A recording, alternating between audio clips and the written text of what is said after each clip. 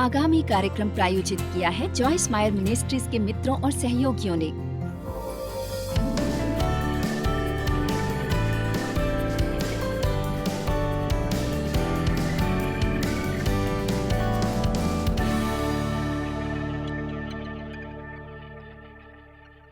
तनाव इस सदी की बीमारी है। ये एक मल्टी-मिलियन डॉलर बिजनेस है। पर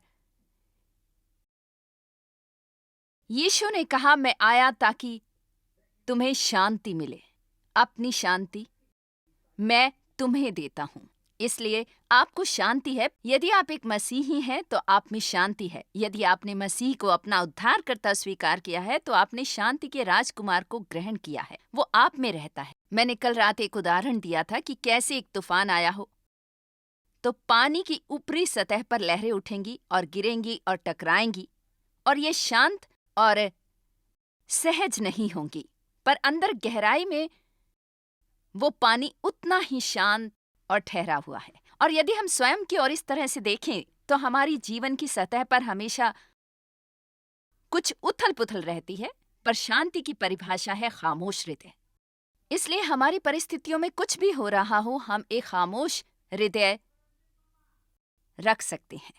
अब मैं बस ये कहने वाली हूं कि कुछ लोगों के लिए ये आसान है बजाय कुछ अन्य लोगों के लिए। मैं कहूंगी कि ये न्याय नहीं है, पर परमेश्वर हम सबको अलग अलग तरीके से बनाते हैं। हम सबको सीखना है कि कैसे कुछ है जो सबके लिए मुश्किल होता है, पर मेरे पति जैसे उनके लिए बहुत आसान है कि अपनी चिंताएं छोड़ दें और बातों के बारे में फिक्र न करें, और इसलिए वो शांति की संपूर्ण तस्वीर बने रहे हमारे पूरे 48 साल के वैवाहिक जीवन में। मैं बस ऐसे थी। तो मैंने सीखा है कि कैसे शांतिमय रहना है, और मैं बता सकती हूँ कि शायद आज मैं ज्यादा शांतिमय हूँ बजाय उसके जो मैं अपने पूरे जीवन भर रही होती, और मेरी जिम्मेदारी और भी ज्यादा है बजाय पूरे जीवन की जिम्मेदारी के। तो यदि मैं शांत रह सकती हूँ, आप भी रह सकते। मैं कहती हूँ यदि मैं सीख सकती हूँ शांतिमय रहना, आप भी सीख सकते हैं शांतिमय रहना। अब मेरा मानना है कि वचन के प्रचार द्वारा उस क्षेत्र में लोगों के लिए छुटकारे का सामर्थ्य है, क्योंकि वचन में सामर्थ्य है। इसलिए मैं उम्मीद करती हूँ इस क्षेत्र में लोग दास्ता की जंजीरें तोड़ेंगे। जरूरी नहीं कि जादुई तरीके से आपका सारा तनाव चला जाए, पर आप में कुछ होगा, कुछ टूटेगा, और आपको एक प्रकाश प्राप्त होगा कि आपको अब उस तरीके से जीने की जरूरत नहीं। मत्ती 11 वचन 28, हे सब परिश्रम करने वालों और बोझ से दबे हुए लोगों, मेरे पास आओ, मैं तुम्हें विश्राम दूंगा। मैं आसान करूंगा और आपके प्राण को तरोताजा करूंगा। मुझे तो लगता है जैसे वो कह रहे हो, मैं तुम्हें सिखा सकता हूं कि तनाव के बिना कैसे जीना है। मेरा जुआ अपने ऊपर उठा लो और मुझसे सीखो। ये 2 शास्त्र वचन साबित करते हैं जो मैं कहने की कोशिश करती हूं। यदि हम बस वचन 28 पढ़ें तो हमें बस यही कहने की जरूरत है कि हम यीशु के पास आएं और वे ये सब कर देंगे। हम बस चाहेंगे कि ये हिस्सा लें और चलें। यीशु, मैं आ गया हूं।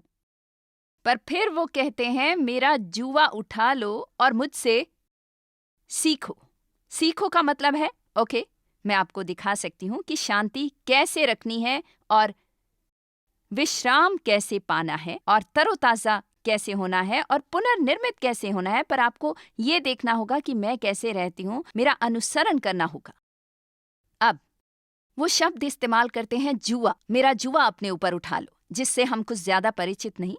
इसलिए मैंने असल में एक तस्वीर ले रखी है जो हम ऊपर दिखाएंगे। हम अभी दिखाते हैं कि किसी का जुआ उठाना क्या होता है।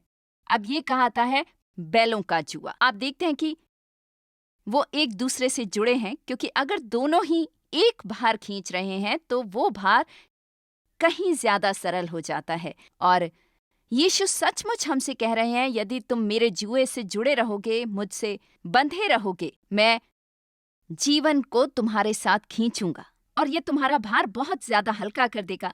पर अब हम ये समझना चाहेंगे कि यीशु कह रहे हैं। इसकी एक और मिसाल है, मेरा मानना है कि वो है, मेरे करीब बने रहो, मेरे साथ जुड़े रहो।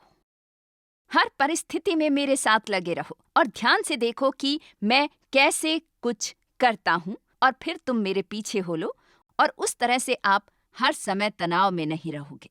ओके, आप उसे ले जा सकते हैं। मैं चाहती थी कि वो क्या है। एक अच्छी प्रार्थना, एक शानदार प्रार्थना वो होती है, हे प्रभु मुझे अपने तरीके सिखाओ।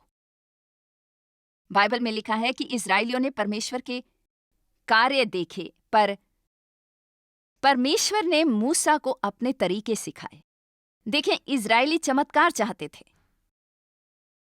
बहुत से लोग चमत्कार चाहते थे। हे प्रभु इसे दूर करो, हे प्रभु इस परिस्थिति को बदल दो ताकि मेरे जीवन पर कोई दबाव ना रहे। पर मूसा उससे ज्यादा गहराई में गया और मैं कह रही हूं कि आप गहराई में जाएं और कहें, प्रभु परिस्थितियां जो कुछ भी कहें तो उन्हें ये करने दें, पर आप मुझे अपने तरीके सिखाएं। आप सिखाएं कि इससे कैसे निपटना है, जैसे आप इससे निपटते। मैंने कल कहा था, मैंने अपने जीवन का ज्यादातर हिस्सा अपने आसपास के लोगों को बदलने में बिताया। यदि मुझे ये पसंद नहीं था जो डेव करते थे, मैंने डेव को बदलने की कोशिश की थी। आप अपने सभी बच्चों से प्यार करते हैं, पर आप हमेशा उनकी सारी जिम्मेदारियों को पसंद नहीं करते, प्यार होने के बाद भी।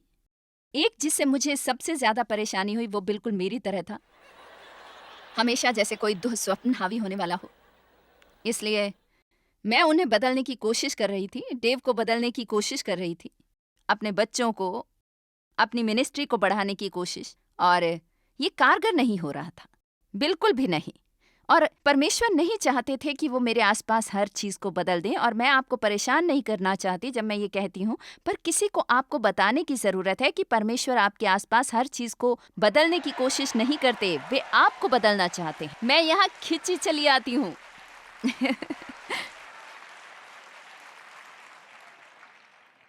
क्यों? यदि हम इसे बस अपने दिमाग में बसा लें, परमेश्वर बदलना नहीं चाहते। इसलिए मेरी सभी परिस्थितियां सारा समय मुझे सूट करती हैं और जीवन आरामदेह और अच्छा है, शांतिमय। वे मुझे बदलना चाहते हैं। यीशु ने कहा, मेरे पीछे हो ले। उनका मतलब ये नहीं था, मेरे पीछे चलो और मुझे अपने जीवन को अद्भुत बनाने दो। उनका मतलब था, मुझे देखो और सीखो कि कैसे वो करना है जो मैं करता हूँ।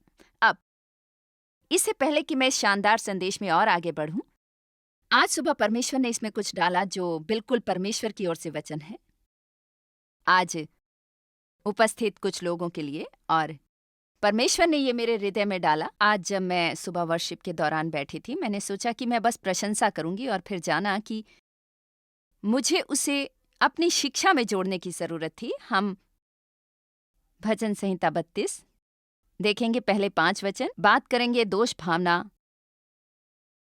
और दंड के बारे में, जो परमेश्वर चाहते हैं कि मैं करूं, क्योंकि मेरा मानना है कि आज यहाँ कुछ लोग हैं, आप वैसे हैं जैसे कभी मैं होती थी, सचमुच दोषी तकरीबन सारा समय।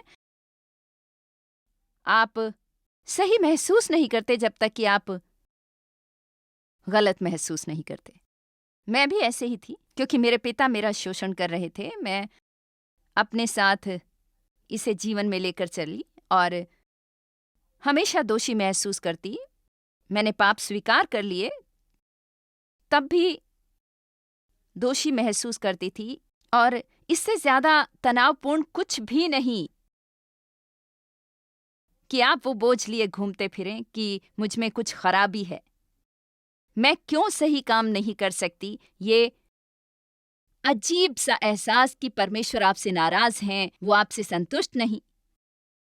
और मेरा मानना है कि चाहे मैं आपको और जो कुछ भी सिखाऊं, पर मुझे आज महसूस हुआ जब आज सुबह मैंने ये देखा, चाहे मैं आपको कुछ भी सिखा दूं कि तनाव से कैसे निकलना है, यदि आप पहले ये बात नहीं समझते, फिर जीवन में बाकी सब बातें आपको दोषी ठहराएंगी। क्योंकि जब हम पहले ही इतना थका हारा महसूस करते हैं, खराब महसूस करते हैं, क्योंकि हम कुछ भी सही नहीं कर सकते, फिर हर चीज जो आती है वो हमें कगार पर ले जाती है। परमेश्वर ने मुझे एक उदाहरण दिया प्रेशर कुकर का, और मुझे पता नहीं कि लोग आजकल उन्हें पहले से ज्यादा इस्तेमाल करने लगे हैं, पर मेरी माँ के पास एक प्रेशर कुकर था और वो काफी खतरनाक चीज थी। क्योंकि जब वो उसमें चीजें डालती, ढक्कन लगाती, आप उसे सील कर देते हैं और आप उसे निकाल नहीं पाते। उसके ऊपर छोटा सा जिगल है और भाप बीच बीच में वहां ऊपर से निकलती है। जितना ज्यादा चीज अंदर पकती है उतनी ही तेज वो चीज घूमती है। अब मुझे याद है कि मेरी माँ हमेशा कहती थी कि ये ऐसा ही है, इसे छुओ मत। और मैं उस प्रेशर कुकर की तरह थी। मेरे अंदर ये सब कुछ चलता रहता था, चाहे मैं कितनी भी आत्मिक लगूं या हफ्ते में कितनी भी बार चर्च जाऊं, मेरे अंदर वो सब चीजें चलती रहती थी। मुझ में खराबी क्या है, मैं क्यों सब कुछ सही नहीं कर पाती। क्या कोई जानता है मैं किस बारे में बात कर रही हूँ? आप मेरे सामने बहुत मासूम लग रहे हैं। और इस तरह मैं फटती जाती थी। मैं सबके साथ अच्छे से निभाती थी जब तक कि हर कोई घर नहीं आ जाता। फिर ऐसा होता। कितने मेरी बात समझ रहे हैं? मतलब मैं छोटी छोटी बातों पर फट जाती क्योंकि मैं हमेशा इतना तनावग्रस्त महसूस करती थी और मैंने सोचा कि ये मेरी परिस्थितियां हैं। पर ईमानदारी से इससे भी ज्यादा वो था जो मेरे अंदर चल रहा था। इसलिए अगर कोई भी किसी भी तरह मुझे छूता, यदि कोई भी परिस्थिति मुझे छू जाती तो मैं फट पड़ती, बिल्कुल उस प्रेशर कुकर की तरह। तो मैं आपको बताना चाहती हूँ, इसे बदलना होगा इससे पहले कि हम और आगे बढ़ें। और मैं नहीं चाहती कि आप यहाँ से जाएं और जाकर वही चीजें दोहराते रहें बार बार। मेरी तरफ देखें, मैं आपको कुछ बताना चाहूंगी। आप एक अधूरे इंसान हैं और मैं भी, और इसीलिए तो यीशु हमारे लिए आए। हमारे में से एक भी यहाँ नहीं है जो कभी भी सब कुछ सही करेगा। एक दिन भी नहीं, एक दिन भी नहीं। हम अपनी पाप की राह पर बढ़ते रहे हैं आज सुबह तक।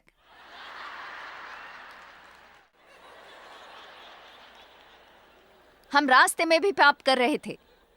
मतलब यदि आप, बाइबल बात करती है पाप करना विचार में, शब्द में और कार्य में। मैं ये नहीं कह सकती आज मेरे विचार खूबसूरत रहे। धन्यवाद प्रभु का कि मैं जानती हूं उन्हें दूर कैसे करना है। ऑलराइट, भजन संहिता 32 ये किसी के लिए है। कुछ लोग, कोई जो टीवी देख रहा हो, ये समझ ले। भजन संहिता 32 वचन 1, क्या ही धन्य हैं, खुश हैं, भाग्यशाली हैं, ईर्ष्या योग हैं, जिनका अपराध क्षमा किया गया है और जिसका पाप ढांपा गया हो। वो मनुष्य जिसके अधर्म का यहोवा लेखा न ले और जिसकी आत्मा में कुछ कपट न हो। जब मैं चुप रहा, मेरे इकरार करने से पहले दिन भर करहाते करहाते मेरी हड्डियां पिघल गई, क्योंकि मैं रात दिन तेरे हाथ के नीचे नाराजगी से परे दबा रहा और मेरी तरावट धूप काल की सी झुर्राहट बनती गई। सेला। रुकिए और शांति से इसके बारे में सोचिए। क्या आप इसके लिए तैयार हैं? वचन 5, जब मैंने अपना पाप तुझ पर प्रकट किया और अपना अधर्म तुझ पर न छिपाया और कहा मैं यहोवा के सामने अपने अपराधों को मान लूंगा, लगातार अपने अतीत को खोलते हुए जब तक कि सब कुछ बता नहीं दिया जाता, तब तूने मेरे अधर्म और पाप को क्षमा कर दिया। रुकिए और शांति से इसके बारे में सोच कर देखिए। तुमने तुरंत मेरे पाप क्षमा किए। न केवल पाप, इसे मिस न कीजिए, अपराध।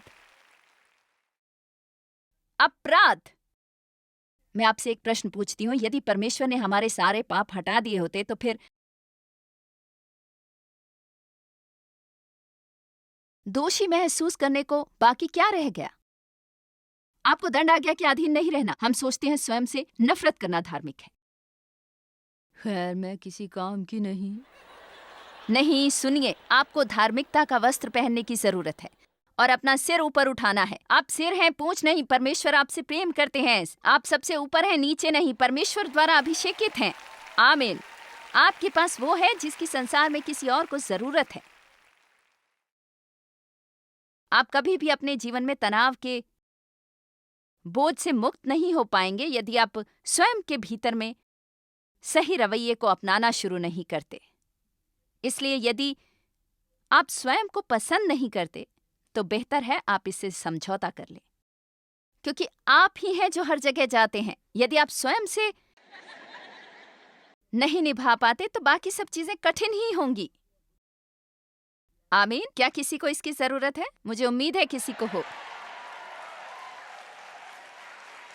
इसलिए जब यीशु ने कहा मेरे पास आओ और मुझसे सीखो, सबसे पहली बात जो यीशु हमें सिखाते हैं वो है ये कि उनकी क्षमा को ग्रहण करें और दंड की आज्ञा के अधीन न रहें। चौथी बात जिसके द्वारा यीशु ने तनाव को संभाला, आप कहते हैं यीशु पर तनाव था। देखिए, जहां कहीं वे गए कोई ना कोई उन्हें मारने की कोशिश कर रहा था।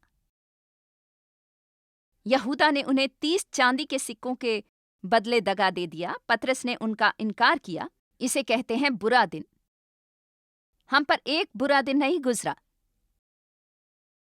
नंबर 1, उसने स्वयं को परमेश्वर के भरोसे छोड़ दिया। 1 पतरस 2 वचन 23। अब आप में से कुछ तनावग्रस्त हैं किसी न किसी बात पर जिसके बारे में आप कुछ नहीं कर सकते, पर केवल परमेश्वर कर सकते हैं, और आपको इसे परमेश्वर को सौंपना होगा। और इसमें शामिल है आपका अतीत, आपका भविष्य, आपके बच्चे, हर वो चीज जिससे आप परेशान हैं। 1 पतरस 2 वचन 23। मुझे ये बहुत पसंद है। ये गाली सुनकर गाली नहीं देता था और दुख उठाकर भी किसी को धमकी नहीं देता था, पर अपने आप को सच्चे न्याय के हाथों में सौंपता था। अपने आप को सच्चे न्याय के हाथों में सौंपता था। मुझे ये शास्त्र वचन बहुत पसंद है। मैंने अपने ऑफिस की दीवार पर लगा रखा है कि हर बात में परमेश्वर पर भरोसा रखो। छोटी छोटी बातें, बड़ी बड़ी बातें, खासकर उसके लिए उन पर भरोसा करो जो मेरे साथ होता है।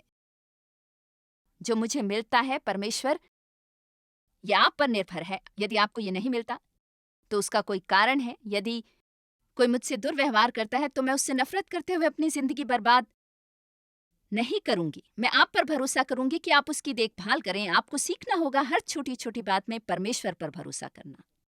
दूसरी बात जो यीशु ने की वो थी प्रार्थना। वो हमेशा भीड़ से अलग छिटक जाते और प्रार्थना करते। इसके लिए वो जल्दी उठते। कई बार वो पूरी रात प्रार्थना करते।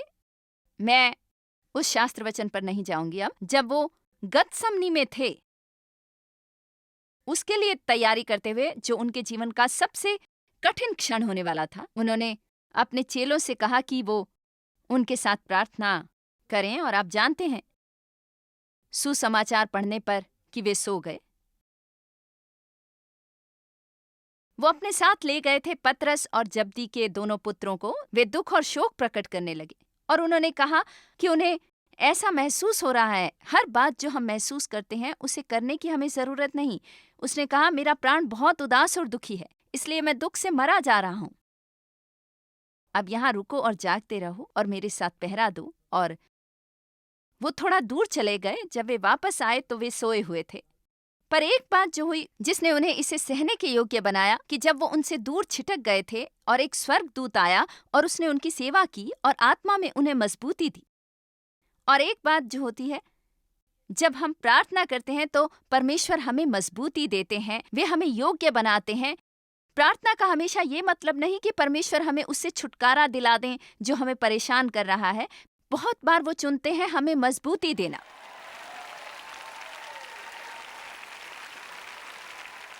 और मुझे इसमें सहज होने में बहुत समय लगा, क्योंकि मैं चाहती थी कि परमेश्वर मुझे उससे छुटकारा दिला दे।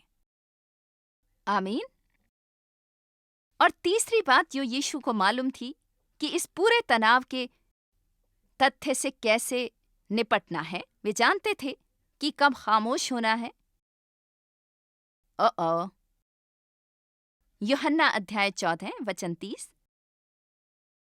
मैं अब तुम्हारे साथ बहुत बातें न करूंगा, क्योंकि इस संसार का सरदार आता है। मुझ पर उसका कोई अधिकार नहीं, मेरे साथ उसकी कोई भी बात समान नहीं। मेरे पास कुछ नहीं है जो उसका हो, उसका मेरे ऊपर कोई अधिकार नहीं। आप जानते हैं मैंने इस शास्त्र वचन पर बहुत सिखाया है। बाइबल में लिखा है यशायाह 53 में कि जिस प्रकार भेड़ वध होने के समय और भेड़ी ऊन कतरने के समय चुपचाप रहती है, वैसे ही उसने भी अपना मुंह न खोला। हमें जरा भी धुंधला सा भी अंदाजा नहीं कि बाइबल में ऐसा क्यों लिखा है। आप जानते हैं अपना मुंह बंद रखना कितना कठिन है जब आप दबाव में होते हैं।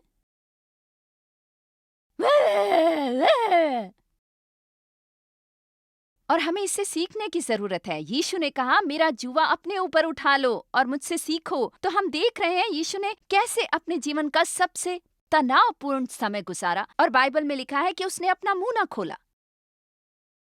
उन्होंने अपने चेलों से कहा, जानबूझकर कहा कि मैं इसके बाद तुमसे और ज्यादा बोलने वाला नहीं हूं। अगर कहते ये मेरे लिए बहुत कठिन समय है, शत्रु का मुझ पर बस नहीं और मैं अपना मुंह नहीं खोलने वाला हूँ और कुछ कहने वाला जो मुझे नहीं कहना चाहिए और उसे अपने जीवन में प्रवेश नहीं करने दूंगा। आप में से कितने खुश हैं कि यीशु ने उस दिन अपना मुंह बंद रखा? ये बहुत दिलचस्प है। फिर मत्ती अध्याय 27 वचन 12 से 14 में वहां लिखा है, जब प्रधान याजक और पुरनिये उस पर दोष लगा रहे थे तो उसने कुछ उत्तर नहीं दिया। इस पर पिलातुस ने उससे कहा, क्या तू नहीं सुनता कि ये तेरे विरोध में कितनी गवाहियां दे रहे हैं? परंतु उसने उसको एक बात का भी उत्तर नहीं दिया। भाई, बहुत कठिन है लोगों को ये यकीन दिलाना कि आप एक अच्छे व्यक्ति हैं। मैं आपके बारे में नहीं जानती, पर मुझे ये बहुत मुश्किल लगता है खुद का बचाव ना करना। पर आपके मन में मेरे लिए गलत धारणा है। स्थिर रहो और मुझे आपको यकीन तो दिलाने दो। यीशु ने कोई जवाब नहीं दिया। उन्होंने कोई उत्तर नहीं दिया। दोबारा पिलातुस और हेरोदेस के सामने भी वे खामोश रहे। दोष लगाना जारी था। मैं ये नहीं कह रही कि कभी ऐसा समय नहीं होता जब आप अपने बारे में ना बोलें। बहुत बार तो ये बातें बिगाड़ देता है। यीशु क्रूस पर थे 5 घंटे 59 मिनट तक। उस समय के दौरान उसका रिकॉर्ड जो कुछ उन्होंने कहा, कुल मिलाकर 41 शब्द है जो उन्होंने यूनानी में बोले, जो अंग्रेजी में अनुवादित होकर 41 शब्द बन गए। इन शब्दों को बोलने में तकरीबन कुल 1 मिनट लगा होगा। इसलिए 5 घंटे और 58 मिनट का समय जब वे क्रूस पर थे, वो पूरी तरह खामोश थे। आमीन। अब चौथी बात जो यीशु ने की, जो बहुत ही अच्छा और तनाव मुक्ति का साधन है, क्या उन्होंने उसे शीघ्र ही माफ किया?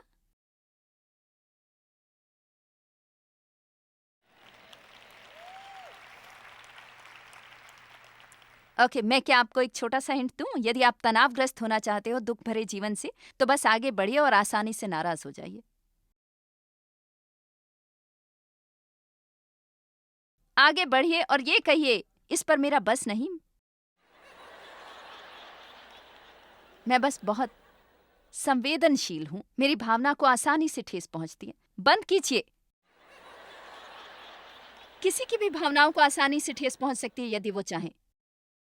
तो क्रूस पर यीशु ने कहा, हे पिता, इन्हें क्षमा कर, क्योंकि वे नहीं जानते कि वे क्या कर रहे हैं। क्रूस पर यकीनन अगर उसके लिए वे लोगों को माफ कर सके, तो हम भी कुछ रोजमर्रा की चीजों के लिए जो हमारे मार्ग में आती हैं माफ कर सकते हैं। मैं बस बता रही हूं, मुझे नहीं पता आपको क्या अपेक्षा थी, पर यह आपका रत्ती भर भी भला नहीं करेगा। आप हर तनाव से छूट सकते हैं, हर चीज जो आप सोचते हैं कि तनाव का कारण है। और यदि आप दोष से भरे रहे, लोगों से नाराज रहे, इसकी फिक्र करते रहे कि बाकी लोग क्या सोचते हैं, हर समय आपका मुंह चलता रहा, तो आप तनावग्रस्त रहेंगे। क्योंकि असली तनाव उससे नहीं होता जो हमारे आसपास हो रहा है, बल्कि जो हमारे अंदर हो रहा है। आमीन। आपको उससे खुश होना चाहिए जो आप इस समय हैं। प्रेरितों के काम अध्याय 24 वचन 16, मैं चाहूंगी आप इसे देखें। प्रेरित पौलुस ने कहा कि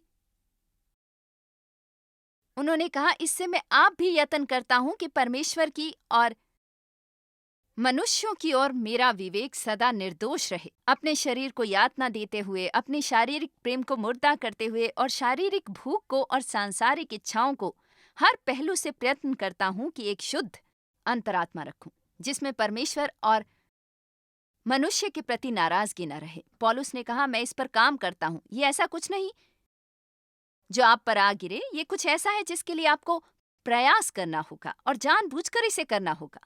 हर दिन अपने शरीर को ना कहना होगा, स्वयं को अनुशासित करने के लिए। मेरे ख्याल से हम सबका एक लक्ष्य होना चाहिए, इकट्ठे हों और देखें कि हम क्या शैतान को नर्वस ब्रेकडाउन नहीं दे सकते। एक सवाल का जवाब देंगे? आप में से कितने बहुत ज्यादा व्यस्त हैं?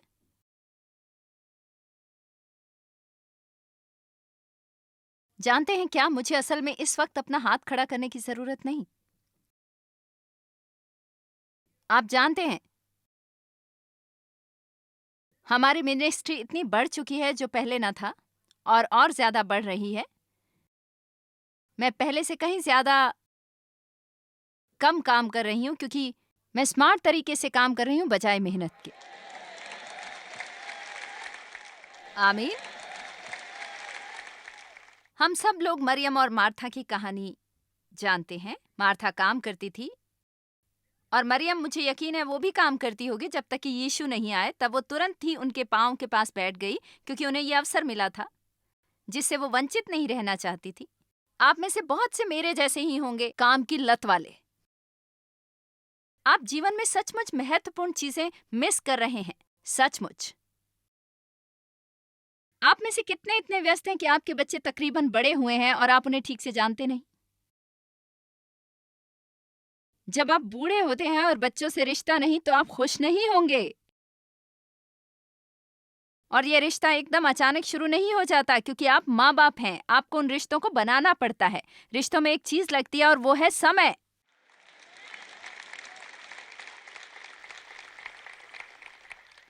रिश्ते उस पर भी नहीं बनते जो आप अपने बच्चों के लिए करते हैं या आप उनके लिए खरीदते हैं। रिश्ते बनते हैं समय पर, उनके साथ समय बिताना।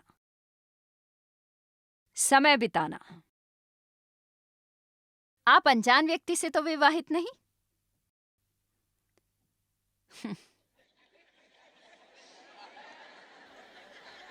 सोचती हूँ ये कहाँ तक जाएगा।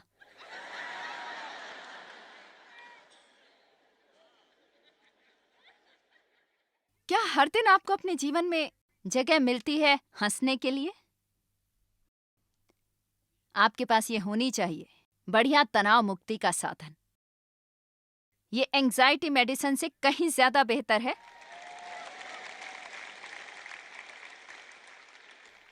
क्या आप अकेले हैं क्योंकि आपने कभी समय नहीं निकाला उत्तम रिश्ते बनाने के लिए? क्या आप कामना करते हैं कि काश आप परमेश्वर के करीब होते, पर आपने कभी समय नहीं निकाला उनके वचन के अध्ययन के लिए या उनके साथ समय बिताने के लिए? आप ज्यादातर समय थके और बीमार महसूस करते हैं, हंसते या खेलते नहीं। ये कुछ ऐसा नहीं है जो परमेश्वर आपसे दूर कर देंगे। वे आपको बुद्धिमत्ता देंगे, अनुग्रह देंगे, आपकी मदद करेंगे कि आप अपने जीवन में बदलाव लाएं। मैंने आपको कल बताया कि मैं सचमुच शारीरिक रूप से बिखर सी गई। मैंने इतनी मेहनत की थी अपने जीवन में, 3 अलग अलग बार अपने आप को बीमार कर लिया। और जब आप वैसे बीमार होते हैं तो 2 हफ्ते की छुट्टी काम नहीं आती। इसमें लंबा अरसा लगता है उस तरह की चीजें ठीक होने में। और मैं खुश हूं ये कहते हुए कि शायद आज मैं कहीं बेहतर महसूस करती हूं अपने पूरे जीवन से।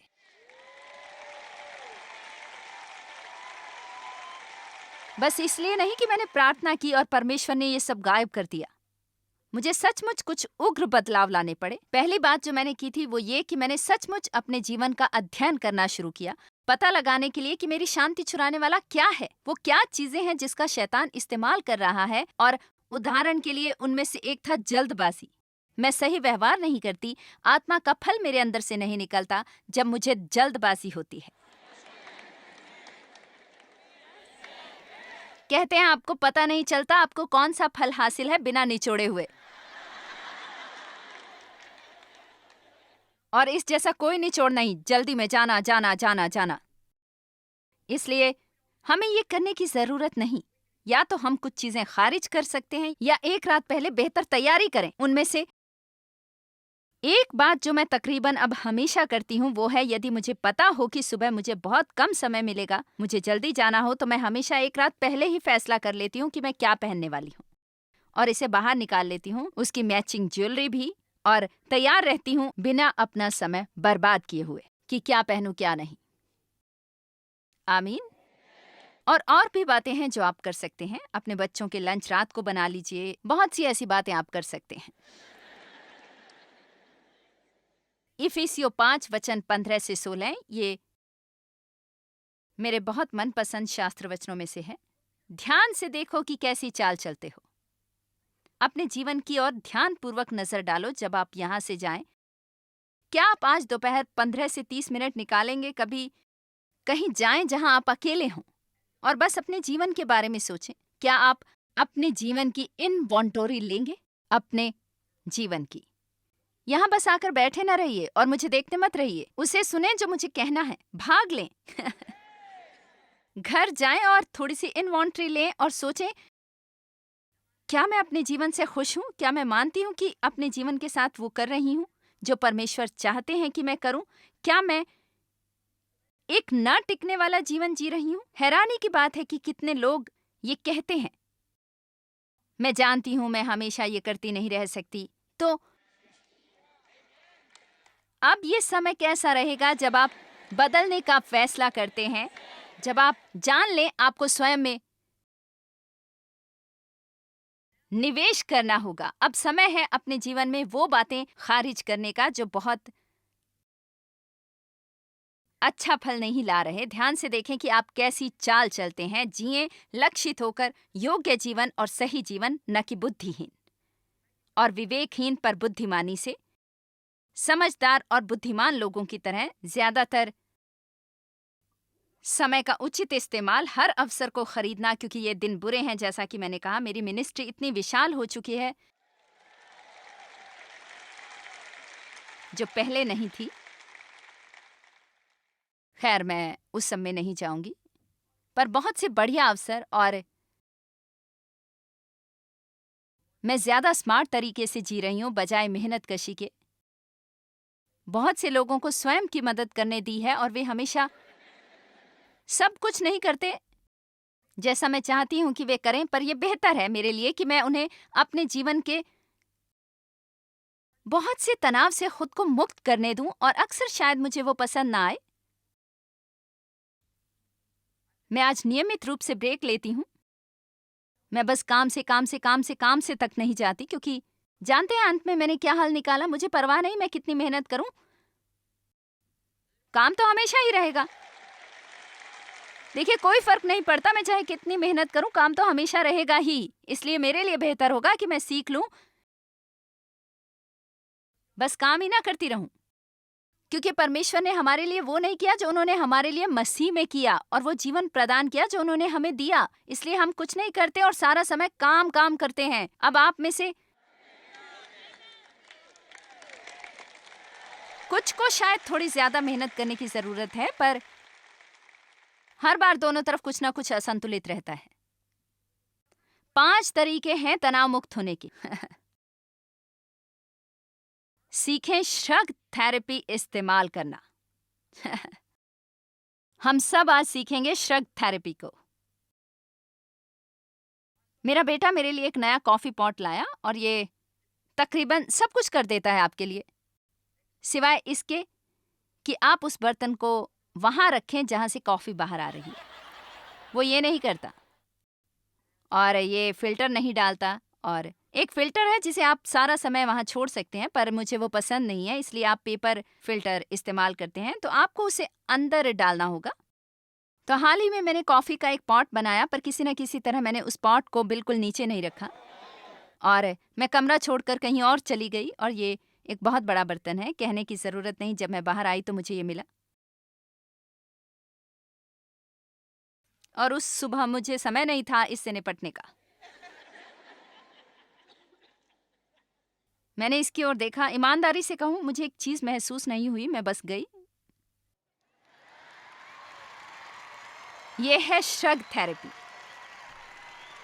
आमीन। मैंने बस उसे साफ किया। मुझे वो पसंद नहीं आया, पर मैंने अपने जीवन का बहुत सा समय गंवाया है तमाशा करते हुए। क्या किसी को पता है कि फुल ऑन फीमेल फिट क्या होता है? फुल ऑन फीमेल फिट, ठीक है, मतलब फुल ऑन फिट में आना, जिसके बारे में मैं कुछ नहीं कर पाई। उन बातों को नियंत्रण करने की कोशिश ना करें जो आपके नियंत्रण से बाहर हैं। मेरी बेटी बहुत बातें करती है, ऐसा ही है, और अक्सर जब वो ये कहती है तो कहने लगती है, हे, ये आपकी मदद करेगा, चलो प्रैक्टिस करें। आप लोग बहुत प्यारे लग रहे हैं। ओ खैर, डेव अलग तरीके से करते हैं। वो कहते हैं मैं इम्प्रेस नहीं हूं।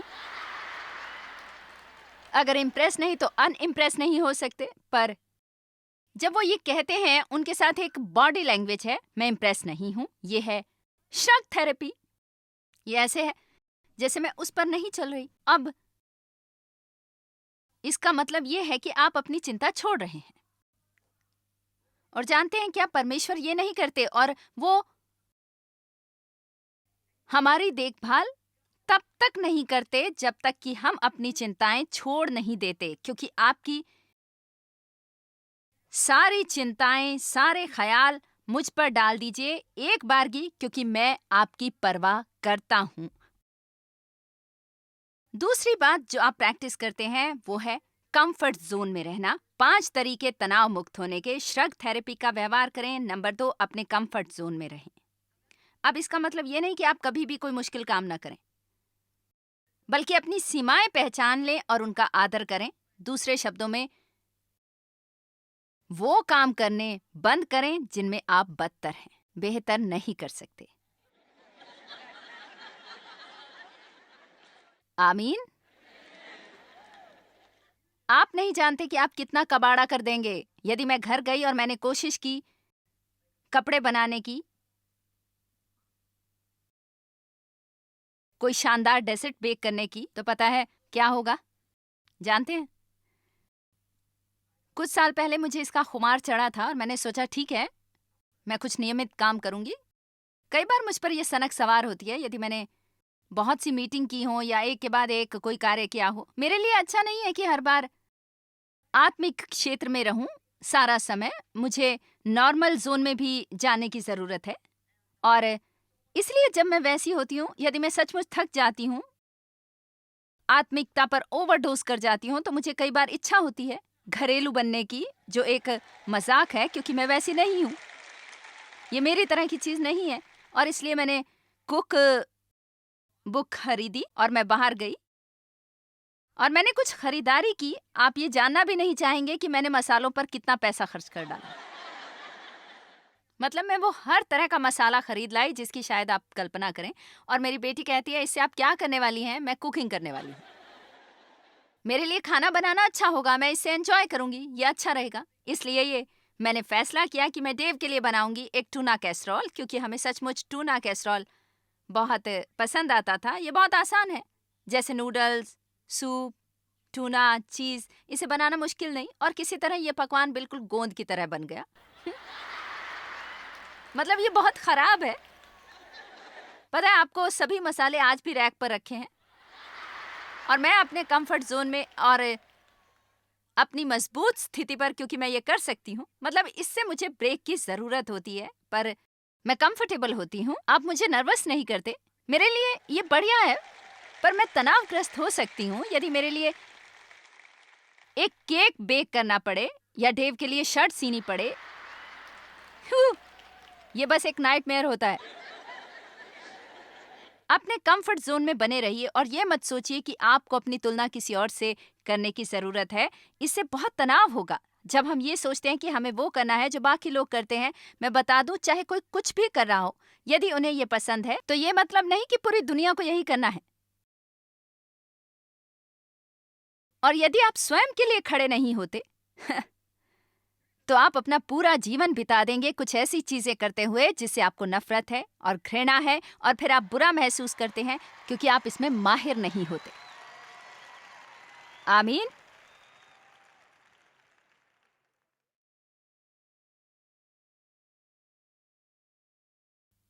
नंबर 3, अपने शेड्यूल से हर वो चीज खारिज कर दीजिए जो अच्छा फल नहीं ला रही है। इसमें आपके लिए आधा घंटा ही लगेगा जो आप अपने साथ बिताएंगे। क्या आप एक ऐसी कमेटी में बैठे हैं जो कुछ नहीं करती सिवाय बहस करने के और कभी भी कोई फैसला नहीं लेती?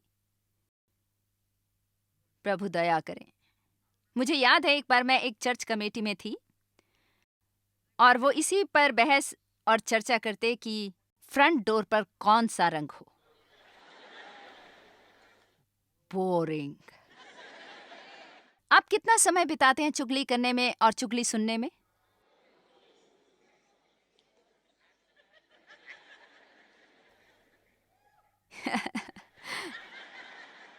कितना समय बिताते हैं उन अन्य लोगों को सुनने के लिए जो अपनी समस्याओं की शिकायतें करते हैं, जिनके बारे में कुछ करने की उनकी मंशा नहीं है।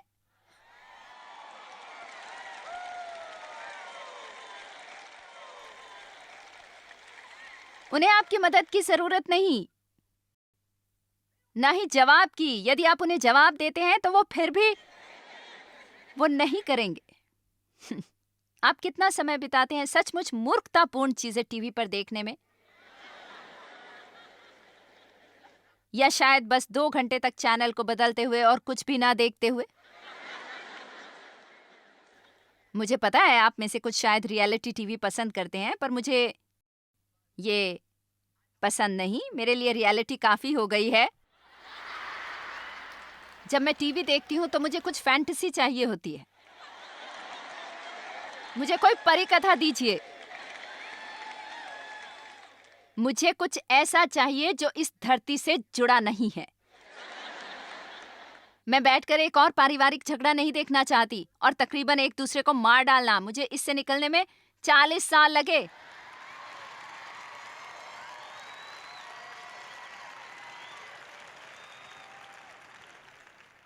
नंबर 4, अपने साथ वाले व्यक्ति की ओर मुड़िए और कहिए तुम्हें नंबर 4 नहीं पसंद आएगा। मैं पहले से ही आपको बता रही हूँ ये आपको पसंद नहीं आएगा, क्योंकि नंबर 4 वो चीज है जो आपको तनाव मुक्त होने के लिए करनी है, वो है कसरत।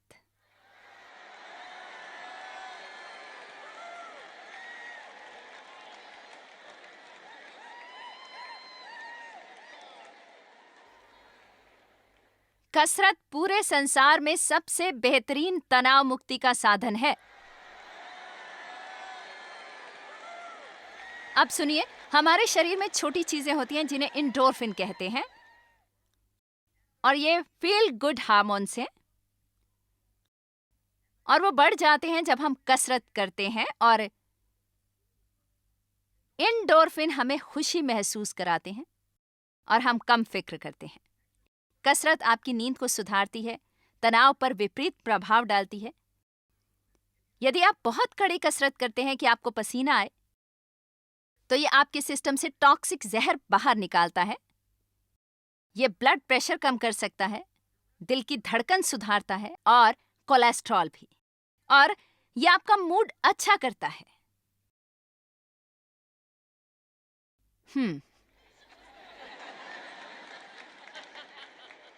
मैंने करीब 10 साल पहले जिम में कसरत करनी शुरू की। अब मैं घर पर करती हूँ। हमारा एक ट्रेनर है। हम 5 लोग घर पर ही कसरत करते हैं। हमारे 2 लड़के डेव, मैं और हमारी एक बहू।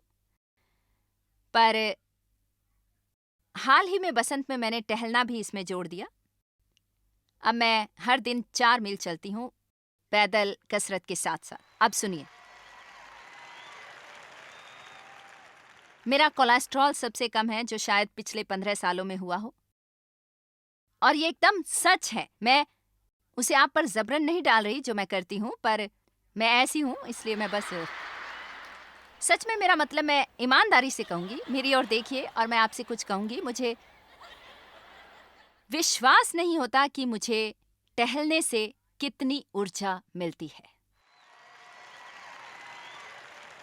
मुझे हैरानी होती है कि मुझे टहलने से इतनी ज्यादा ऊर्जा मिलती है, और ये आसान नहीं है। मैं पहाड़ चढ़ती हूँ और ये करना आसान नहीं, पर मुझे ये बहुत पसंद है। और मैं बता रही हूँ कि आपका जो चाहे मन करे उसे करें।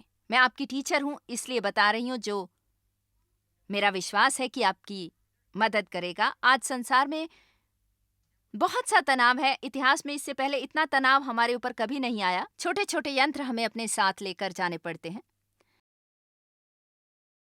हम अपने फोन के बिना टॉयलेट नहीं जाना चाहते। क्या आप में से कोई वापस गया है अपना फोन टॉयलेट में लेकर क्योंकि आपने कोई कॉल मिस कर दी? इसलिए मैंने भी ये किया है। और दुनिया बदलने वाली नहीं, ये बस दौड़ रही है और ज्यादा। और एक तरीका जिससे आप खुद की मदद कर सकते हैं वो है नियमित कसरत। तो इससे आप जो भी करना चाहें करें। और नंबर 5, समय निकालिए रिलैक्स करने को और वो चीजें करने को जो आप एंजॉय करते हैं। समय निकालिए वो बातें करने को जो आप एंजॉय करते हैं, चाहे वो छोटी छोटी छुट्टियां क्यों ना हो, चाहे ये 10 मिनट की ही छुट्टी हो। छोटी छुट्टियां मनाएं। यदि आपको दोपहर में 1 कप कॉफी पीने में आनंद आता है तो समय निकालिए बैठने को। हर चीज से परे हट जाइए, कहीं जाइए जहां खामोशी है, कॉफी का कप पीजिए। यदि आपको पेडिक्योर करना अच्छा लगता है, इसे कीजिए। उसे करने में जो भी लगे कीजिए। उन चीजों को देखें जो खूबसूरत हैं। कुदरत में बाहर निकलिए और समय निकालिए। आप सांस लें, जानबूझकर रिलैक्स करें। अब मैं आपको बस थोड़ा सा ये समझाना चाहती हूँ, फिर मैं थोड़े से मिनट और लूंगी, क्लोज करेंगे। आज हमें समस्या है चॉइस ओवरलोड की। एक बात जो इतना ज्यादा तनाव उत्पन्न करती है वो थी वैरायटी की वजह से फैसला न कर पाना।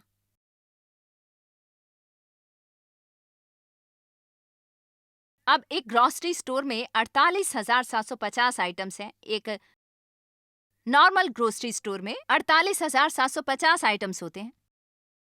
यहाँ 228 प्रकार के सीरियल्स होते हैं, 67 तरह के ओट्स मील प्रोडक्ट्स और 57 तरह के ग्रोनोला और मुसली।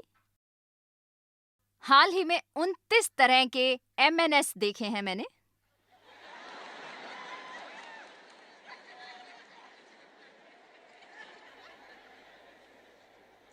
और मैंने इसे उस दिन टीवी पर देखा एक ऐड में। एक औरत ने अपने पति को बीन्स का एक डिब्बा लाने भेजा। आपने देखी होगी वो ऐड। तो इस एक बीन्स ब्रांड के ही 17 प्रकार हैं। Bake bean with barbecue sauce और बेक बीन विद बेकन और बेक विद। मेरे पास इतने ज्यादा कपड़े हैं जो आज तक मेरे जीवन में मेरे पास नहीं थे। समझ नहीं आता कि क्या पहनना है। जब मैं किशोरी थी मुझे कोई समस्या नहीं थी। अलमारी इतनी बड़ी थी और उसमें 8 आउटफिट थे। सोमवार को पीला, मंगलवार को नीला, बुधवार को हरा। मैं अपने शूज में कंफ्यूज नहीं होती थी। मेरे पास 2 ही जोड़ी थी। कभी ये मुश्किल नहीं हुई कि टीवी पर क्या देखूं जब हमारे पास 3 चैनल थे। और अब हमारे पास 500 हैं तो मुझे देखने को कुछ नहीं मिलता।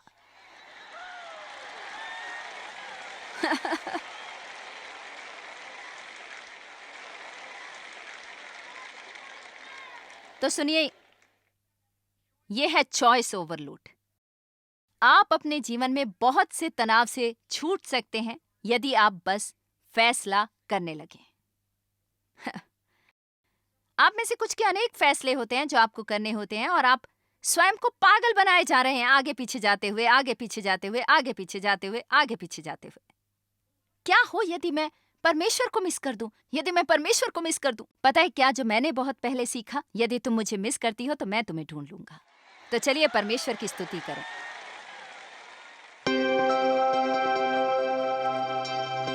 ये जानना अच्छा नहीं कि आप अपने जीवन में तनाव को कम कर सकते हैं और ये कि हम सब परमेश्वर पर निर्भर कर सकते हैं अपनी मदद के लिए। 1 पतरस 5 से 7 के मुताबिक हम अपनी चिंताएं उस पर डाल सकते हैं क्योंकि वे हमारी परवाह करते हैं। और ये एक अच्छी खबर है।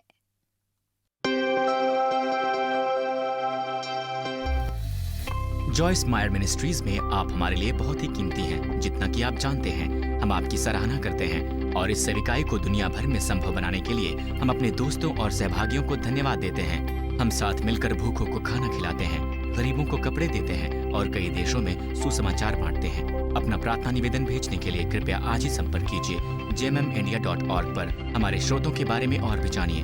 जॉयस की सभाओं की सूची देखिए हमारे साथ सहभागी बनने के लिए, क्योंकि हम दुनिया भर में मसीह के प्रेम को बांटते हैं।